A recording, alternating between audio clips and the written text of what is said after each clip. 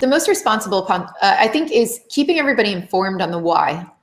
So the most important thing I think you can do as a product manager is make sure everybody understands why we're doing things, and make sure you understand why and you're choosing the right why at the right time. I think that's really important.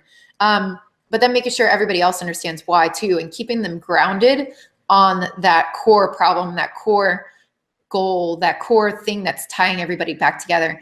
Where I see a lot of teams struggle is they lose focus along the way, right? Like shiny ideas come in. So you have to, the most important thing you can do is just keep people focused on that why and what those problems are. And if you can do that, you can usually make a lot of successful headway going into the right direction. Yeah, I think it's always communicating. Like whenever I see people or I myself hold meetings, right? My first question is, okay, what is our goal? Like, I don't care what we're talking about, but today we're just going to remind ourselves what our goal is right now. What are the problem? And like, what do we know? Where are we? So we spend like 5 minutes at the beginning of every meeting that we're talking about the work that we're doing, just rehashing where are we? We know this, we don't know this. We know what this problem is.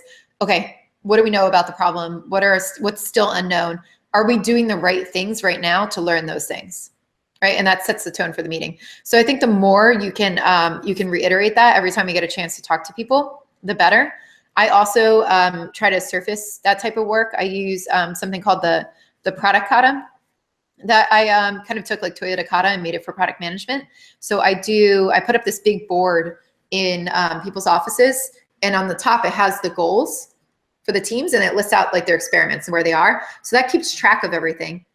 And as you look at it, like as a team, you're reminded, okay, this is where I am. This is what I've done. This is where my goal is. And it just keeps teams like focused in that space on what they're doing. And I always encourage people on the team to challenge others if they think they're veering off in the wrong direction. Like ask them why.